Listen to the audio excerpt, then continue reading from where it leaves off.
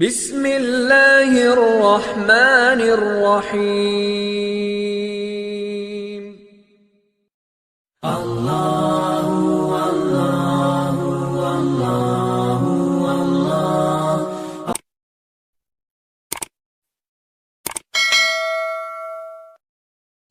السلام علیکم ورحمۃ اللہ وبرکاتہ۔ ناظرین، آج ایک شرعی مسئلہ بیان کیا جا رہا ہے۔ اکثر و بیشتر بہت سارے لوگوں کے ساتھ یہ شکل پیش آتی ہے کہ وضو کر آنے کے بعد یا غسل کر آنے کے بعد پتہ چلتا ہے کہ جسم کا کچھ حصہ سوکھا ہوا ہے، اس پر پانی نہیں بہا ہے۔ اسی طریقے سے وضو کر آنے کے بعد پتہ چلتا ہے کہ ہاتھ کا کچھ حصہ یا چہرے کا کچھ حصہ باقی ہے جس پر پانی نہیں پہنچا ہے۔ تو اب وضو کرنے کے کچھ دیر بعد یہ بات معلوم ہوئی ہے، تو اب اس آدمی کے لیے پورا وضو کرنا ضروری ہے یا پھر جو حصہ باقی رہ گیا تھا اس کو دھو لینا کافی ہے؟ غسل میں بھی یہی طریقہ ہے، سوال غسل کے متعلق بھی یہی سوال ہے۔ تو جواباً عرض ہے کہ آدمی کے لیے جب بھی یہ بات معلوم ہو جائے، مثال کے طور پر ایک آدمی وضو کر آیا اور آنے کے بعد اس کو پتہ چلا کہ میرے ہاتھوں کی کوہنیوں کو پانی نہیں پہنچا ہے یا میرے پیروں کی ایڑیوں کو پانی نہیں پہنچا ہے، تو اب اس آدمی کے لیے پورا وضو دوبارہ کرنے کی ضرورت نہیں ہے۔ جو حصہ سوکھا رہ گیا ہے اسی پر پانی بہا لینے سے اس کا وضو پورا باقی رہے گا۔ اب وہ نماز پڑھ سکتا ہے، تلاوت کر سکتا ہے، جو چاہے عبادتیں کر سکتا ہے۔ غسل میں بھی یہی طریقہ ہے۔ غسل میں بھی یہی طریقہ ہے کہ جو حصہ سوکھا رہ گیا تھا اسی پر پانی محض بہا دینے سے اس کا غسل پورا ہو جائے گا، دوبارہ غسل کرنے کی ضرورت نہیں ہے۔ البتہ اس حصے کے سوکھا رہنے کی حالت میں اگر کسی نے نماز پڑھ لیا، مثال کے طور پر نماز پڑھنے کے بعد اس کو معلوم ہوا کہ اس کی کوہنیاں سوکھی تھی، نماز پڑھ لینے کے بعد معلوم ہوا کہ اس کے غسل میں یہ حصہ نہیں دھویا گیا تھا، تو اب ایسے آدمی کے لیے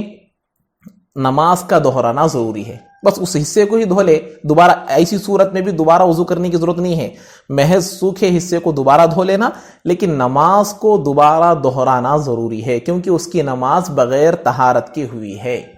ہاں، البتہ یہ شکل ایسی صورت میں پیش آئی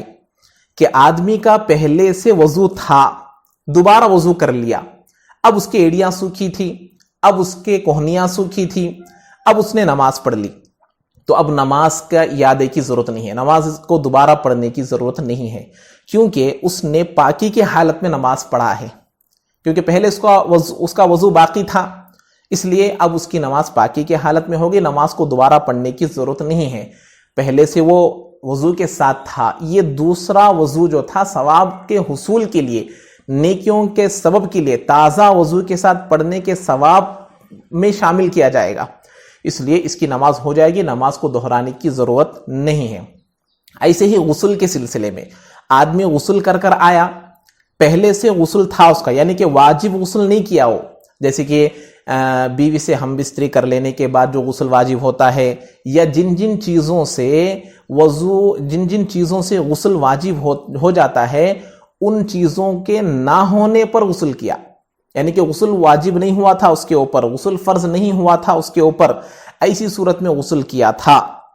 اب اس کا پیر سوکھا رہا تھا، تو اب اس کی نماز کے اعادے کی ضرورت نہیں ہے۔ اور اگر واجب غسل تھا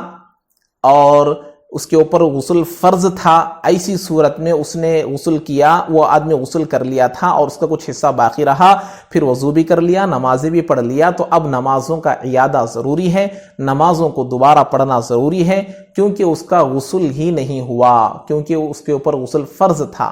یہ دونوں صورتیں الگ الگ ہے، اس کو اچھے طریقے سے سمجھ لیجئے، اور بعض مرتبہ اس کو سمجھے بغیر لوگ بہت ساری بڑی بڑی غلطیاں کر لیتے ہیں، چھوٹے چھوٹے مسائل ہوتے ہیں، تو اس کو میں پوری شکلیں بیان کر دیا ہوں، کب نماز کو دوبارہ پڑھنا ہے، کب نماز کو دوبارہ نہیں پڑھنا چاہیے، اس کو سمجھ لیجئے۔ اللہ تبارک و تعالی ہم تمام کو دین کی صحیح سمجھ نصیب فرمائے۔ السلام علیکم ورحمۃ اللہ وبرکاتہ۔